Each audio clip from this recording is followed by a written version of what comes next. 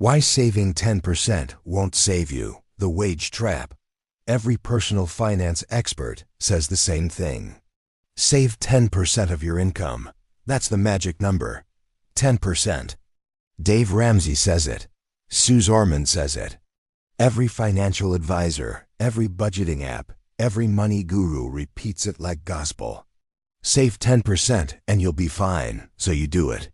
You make $35,000 a year. You save 10%. That's $3,500 per year.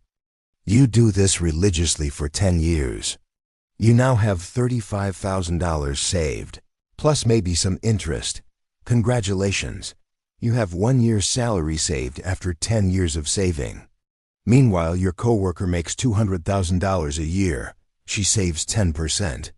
That's $20,000 per year. After 10 years, she has $200,000 saved. You both save the same percentage. You have 1 year's salary. She has 1 year's salary. Sounds equal, right? Wrong. Because she can stop working for a year and be fine. You can stop working for a year and you're broke. The 10% rule is a lie when you're making low wages. And today I'm going to prove with math why saving 10% won't save you if you're not making enough. Why the entire financial advice industry is built for people who already have money, and what you should actually do instead. Let me tell you about Chris. He makes $42,000 a year as an administrative assistant. He's 30 years old. He's been following all the financial advice. He saves 10% of his income religiously. That's $4,200 per year. He's been doing this since he was 22. 8 years of perfect saving. He has about $37,000 saved including interest. He's proud of this. He did everything right. Then his car breaks down. Major repair, $4,000. His savings are wiped out, back to zero after 8 years. He starts over. His boss makes $150,000. She also saves 10%, $15,000 per year. After 8 years, she has about $132,000 saved. Her car also breaks down, same $4,000 repair. She pays it from savings. She still has $128,000 left. One car repair didn't destroy her financial security. It didn't even dent it. She keeps building wealth. Chris is back at zero. Here's the thing nobody tells you. Saving 10% works when you're making enough that 10% is substantial. When you're making $35,000, 10% is $3,500. That's not enough to build real security. It's enough to handle small emergencies if you're lucky. But one medium emergency, one job loss, one health crisis, and you're wiped out. When you're making $200,000, 10% is $20,000. That's real money. That can handle multiple emergencies. That can grow into actual wealth. The 10% rule treats all dollars as equal. But they're not. The first $30,000 you earn goes to survival. Rent, food, utilities, transportation, basic health care. You can't save from that. It's already spent before you receive it. The next $10,000 goes to debt service and quality of life basics. Maybe that's where your 10% comes from. But it's fragile. The person making $200,000, their first $30,000 goes to survival. Their next $50,000 goes to comfort and quality. Their 10% comes from the remaining $120,000. It's surplus money, money they genuinely don't need. Your 10% is money you might need. Her 10% is money she'll never miss. And here's the part that will make you furious. The financial advice industry knows this. They know 10% on $40,000 is useless for building wealth. But they can't say, save 30%, because that's impossible on low wages. They can't say, actually you need to earn more first, because then they couldn't sell you budgeting apps and books and courses.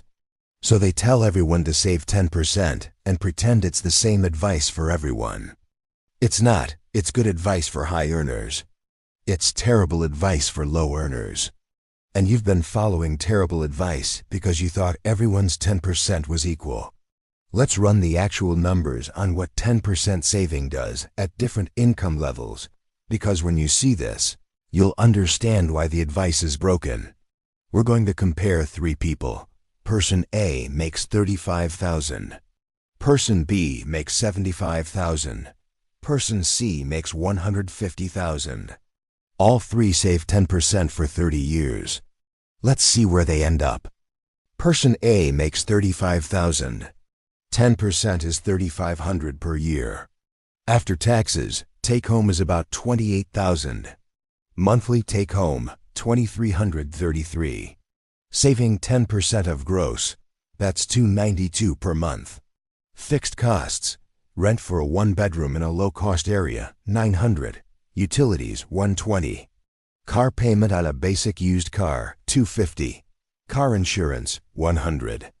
Health insurance premium, $150. Food, $400. Gas, $100. Phone, $50. That's $2,020 in fixed costs. They have $313 left for everything else. Emergencies, clothes, entertainment, irregular expenses. And they're supposed to save $292 from that. It's technically possible, but it means zero margin for error. One unexpected expense, and they can't save that month. But let's say they do it perfectly for 30 years. $3,500 per year for 30 years in an index fund, averaging 8%. After 30 years, they have about $400,000. Sounds good, right? Except they're now 60 and retiring. $400,000 needs to last maybe 30 more years. That's about $13,300 per year to spend, plus Social Security. Social Security on their earnings history, maybe $18,000 per year. Total retirement income, $31,300. They were making $35,000 while working.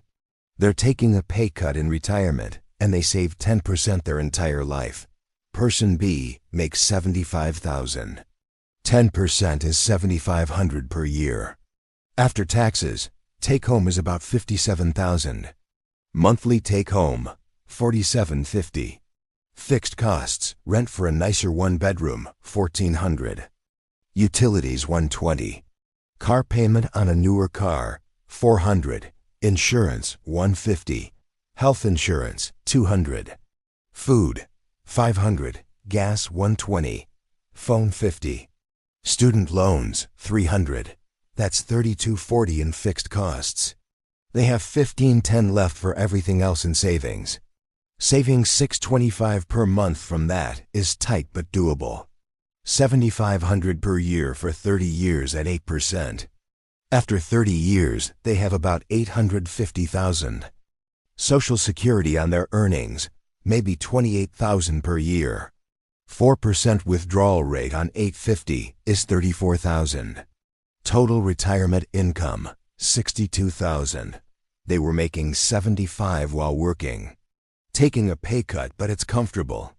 They can maintain a decent lifestyle. Person C makes $150,000. 10% is $15,000 per year. After taxes, take-home is about $110,000. Monthly take-home, $91.67. Fixed costs, mortgage on a nice house, $2,500. Property tax and insurance, $600. Utilities, $150. 2 car payments on nice cars, $800. Insurance, $250. Health insurance, $300. Food, $700. Gas, $150. Childcare, $1,200. That's $6,300 in fixed costs. They have $2,867 left for everything else. Saving $1,250 per month is easy. They have massive surplus. $15,000 per year for 30 years at 8%. After 30 years, they have about $1.7 million. Social Security on their earnings, maxed out at about $45,000 per year. 4% withdrawal on $1.7 million is $68,000. Total retirement income, $113,000. They were making $150,000 while working. They're taking a pay cut, but they're still wealthy. They can travel, help their kids, live comfortably. Now let's look at the actual security each person built. Person A has $400,000. Sounds like a lot. But one major health crisis in retirement, $50,000 in out-of-pocket costs. They're down to $350,000. One roof repair on a house, if they manage to buy one, $20,000, down to $330,000. They have a buffer, but it's fragile. One or two major expenses in retirement, and they're in trouble. Person B has $850,000, much better. Can handle multiple major expenses. Genuinely secure retirement if they live modestly. Person C has $1.7 million, unbreakable, can handle anything, will probably leave wealth to their children. All three save 10%, but person A is fragile.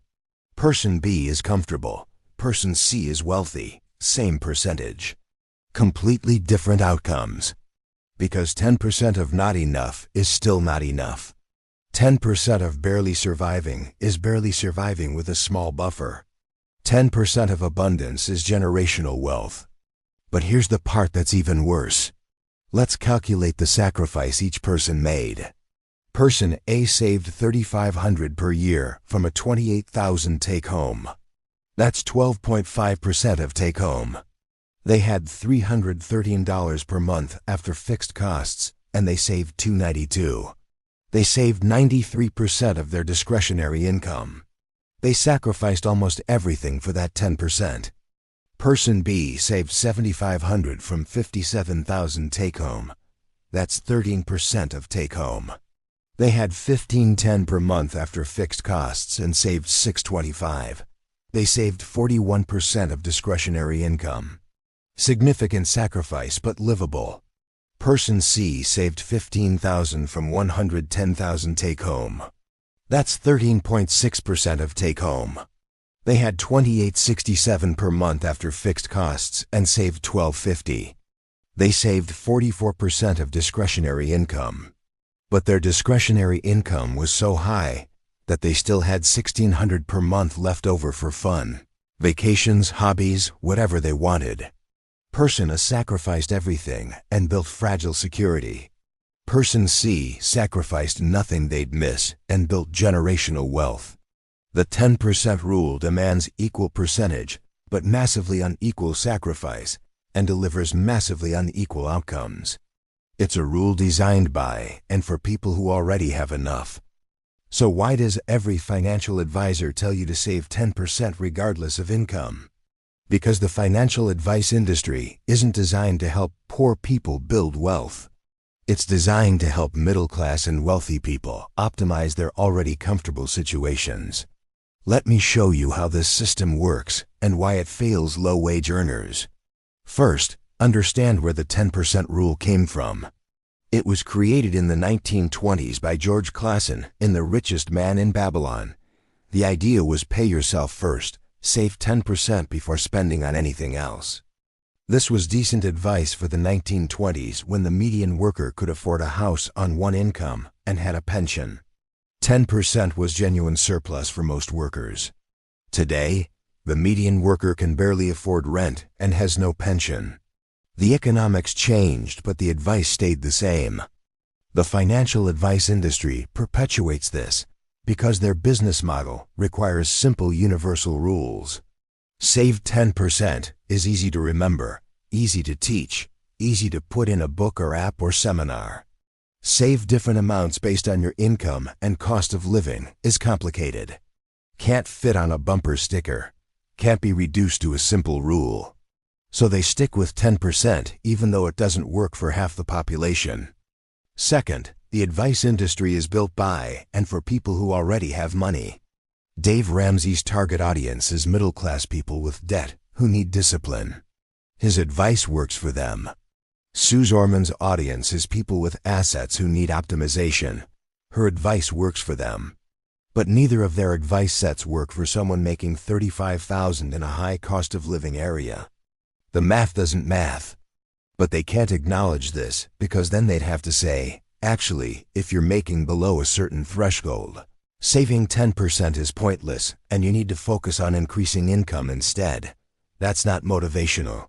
That's not what sells books. Third, there's a fundamental assumption baked into all financial advice that you have discretionary income. The entire budgeting industry assumes you earn more than you need to survive. Their job is to help you allocate the surplus, but 37% of Americans have zero surplus. Their income equals or is less than their basic expenses. For these people, budgeting advice is useless. You can't budget your way out of earning $1,500 and spending $1,600. The math doesn't work. But the advice industry can't acknowledge this because their entire business model collapses if they admit that some people's problem is income, not spending. Fourth, the 10% rule ignores the absolute amount saved. It treats percentages as if they're the only thing that matters, but building wealth requires absolute dollars. $4,000 per year, even if that's 10% of your income, is not enough to build financial security. You need to be saving at least $10,000 per year minimum to build any real wealth over a 30-year career. That means if you're making less than $100,000, you need to save more than 10%. But telling someone making $35,000 to save 29% is absurd, because that's $10,000 from a take-home of $28,000. Literally impossible. So the advice industry just doesn't talk about this. They pretend 10% is universal and sufficient. Fifth, the entire financial system is designed to extract from low-wage earners and reward high-wage earners. We've talked about this before with the poverty tax. Banking fees, higher interest rates on loans, inability to buy in bulk, time costs of poverty. All of these mean that low-wage earners have less to save even if they want to hit 10%. The system reduces their capacity to save while demanding they save the same percentage as people who face none of these extraction mechanisms. Sixth, employer benefits scale with income. High earners get better 401k matches, better health insurance, stock options, bonuses. Low earners get nothing. Person C's employer matches 6% of their 401k contribution. That's $9,000 per year free money. Person A's employer offers no match. Person C saves $15,000 of their own money, plus $9,000 employer match. Total $24,000 per year going to retirement. Person A saves $3,500 total. Same 10% employee contribution rate, but Person C is actually saving 7 times more because of employer match. The benefit system assumes you're already well paid and rewards you further. If you're low paid, you get nothing. Seventh, compound interest requires time and substantial principal. The magic of compound interest only works if you have enough money invested and enough time. Person A invests $3,500 per year. Even over 30 years, compound interest doesn't create life-changing wealth because the principal is too small. Person C invests $24,000 per year with employer match. Compound interest turns that into millions. Same 30 years. Massively different outcome. The financial advice industry loves to talk about compound interest as if it's equally available to everyone. It's not. It requires substantial principal. If you don't have principal, compound interest is just math on a small number. Eighth, the advice industry ignores the time trap. Person A, saving $3,500 per year, needs that money for emergencies. They can't let it sit untouched for 30 years. They'll need it for a car repair, a medical bill, a job loss. It's emergency fund first, then retirement. But the emergency fund never gets fully funded because emergencies keep happening. So they're constantly rebuilding. Person C saves $15,000 per year and has additional cushion. They can actually let their retirement money sit untouched for 30 years. They can let compound interest work because they're not forced to raid their savings every 2 years. The system isn't broken. It's working exactly as designed. Designed to tell low-wage earners that their poverty is their fault because they're not saving enough. Designed to ignore that saving 10% of not enough is pointless. Designed to pretend that percentages matter more than absolute dollars.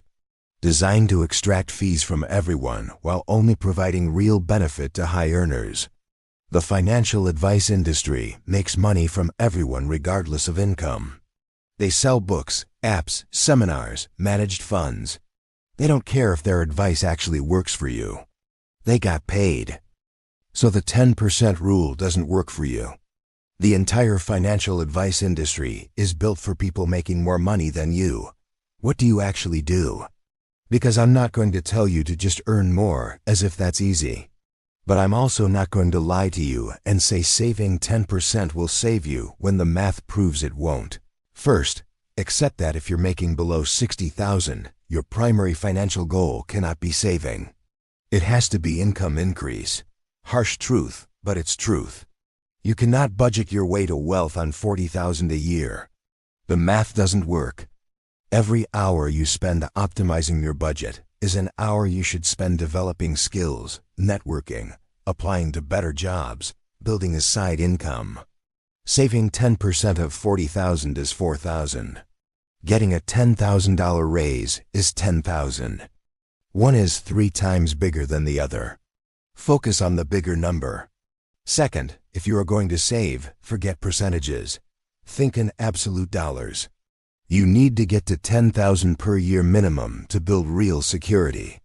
If you're making $50,000, that's 20%, not 10. Yes, that's hard. Yes, that requires sacrifice. But saving $5,000 per year will take you 60 years to build basic security. Saving $10,000 gets you there in 30 years. If 20% is genuinely impossible, then you're in the income increase category. Don't waste effort saving 4% when it won't matter. Third, prioritize emergency fund over retirement. The standard advice says save for retirement first because of compound interest. But that advice assumes you won't need the money for emergencies. If you're low wage, you will need it. You'll raid your retirement savings for car repairs and medical bills. So build a 6-month emergency fund first. Yes, you're losing compound interest time, but you're gaining actual security. A 6-month emergency fund means you can weather a job loss without going into debt. That's worth more than a few years of compound interest. Fourth, optimize for time, not money. If you're spending 15 hours per week on second jobs or side hustles, calculate your actual hourly rate. If you're making $12 per hour on your side hustle, those 15 hours are worth $180 per week. That's $9,360 per year. Compare that to using those 15 hours to learn a skill that gets you a $15,000 raise at your main job. The raise is better. Time is your most valuable resource. Spend it on activities with the highest return, which is usually skill development that leads to income increase, not grinding out low-wage side work. Fifth, use your emergency fund to invest in income increase. This sounds counterintuitive, but hear me out. If you have a 6-month emergency fund and a clear opportunity to increase your income by learning a skill, taking a certification course, buying equipment for a side business, you can carefully use part of your emergency fund for that investment. The key word is carefully. Only if the income increase is likely and substantial. But a $3,000 course that leads to a $20,000 salary increase is the best investment you can make. Way better than $3,000 sitting in a savings account, earning 1%. Sixth, forget retirement calculators and compound interest projections until you're earning enough that retirement is realistic. This is brutal honesty. If you're making $35,000 and saving $3,500 per year, retirement planning is fantasy. You need to triple your income before retirement planning becomes real. Focus on the immediate steps. Emergency fund, then income increase, then stable higher income, then retirement planning. The financial advice industry wants you to think about retirement from day one. But that's because their customers are people who can afford to retire. If you can't, don't waste mental energy on 40-year projections. Seventh, be strategic about employer benefits. If your employer offers a 401k match, take it, even if it's only 3%. Free money is free money. But don't go beyond the match until you've handled emergency fund and income increase. The match is worth it. Saving additional beyond the match when you're making $40,000 is not worth it until your other bases are covered. Eighth, build parallel income streams. Not for side hustle grind, but for security. 1 income source is fragile. 2 is stable. 3 is secure. This doesn't mean working 80 hours per week. It means developing skills that allow you to generate income in multiple ways. Freelance writing plus main job. Web development side projects plus main job. Multiple small income sources that together create stability and growth potential. 9th, move to lower cost of living areas if possible. Geographic arbitrage is real. The same job that pays $40,000 in San Francisco pays $40,000 in Pittsburgh, but housing costs half. You instantly have more to save without earning more. This isn't possible for everyone, especially if you have family ties. But if you're young and mobile, it's the fastest way to create surplus. 10th, reject the shame. The financial advice industry wants you to feel like you're failing because you can't save 10%, or because you had to raid your savings for an emergency, or because you don't have a retirement account yet. Reject that shame. You're not failing. You're operating in an economy designed to keep you exactly where you are. The advice doesn't work for you because the advice wasn't designed for you. That's not your fault. Here's what I need you to understand. Saving 10% of $35,000 gets you $3,500 per year. After 30 years of perfect saving, you have fragile retirement security and you sacrificed everything to get it. Increasing your income from $35,000 to $70,000 and saving 10% gets you $7,500 per year. After 30 years, you have comfortable retirement security and you sacrificed much less to get it. The path to wealth for low-wage earners is not save more. It's earn more, then save. Every hour you spend agonizing over your budget, trying to squeeze another $50 per month out of expenses, is an hour you're not spending on the thing that actually matters, increasing your income. Budget to the point where you're not wasting money on obvious nonsense. But don't optimize beyond that. Optimization has diminishing returns. Income increase has compounding returns. Person A saved 10% their whole life and retired fragile. Person C saved 10% and retired wealthy. The difference wasn't discipline or sacrifice or financial literacy.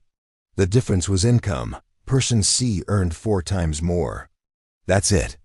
No amount of budgeting brilliance would make person A as wealthy as person C. The only path is income. So here's what I want you to do. If you're making below $60,000, stop obsessing about saving percentages. Calculate what you need to save in absolute dollars to build real security. That's $10,000 per year minimum. If your current income doesn't allow that, then your goal is income increase first, savings second. Make a plan to increase income. Learn a skill. Get a certification. Network aggressively. Apply to higher paying jobs. Switch careers if necessary. Every $1,000 per year you increase your income is more valuable than every percentage point you optimize your budget. And stop letting the financial advice industry make you feel like you're failing. They're selling advice designed for people making 6 figures. You're not their customer even though they're taking your money for books and apps. Their advice doesn't work for you. That's not a you problem. That's a them problem. The 10% rule is a lie when you're not making enough. It's not your fault. It's math. $367 per month saved over 30 years doesn't create security. It creates fragility with a small buffer. You need different advice. Earn more, then save more, then watch compound interest actually work because you finally have enough principal to matter. You're not bad with money. The advice is bad for your situation. Get better advice. Get higher income. Then save, in that order. I'll see you in the next one.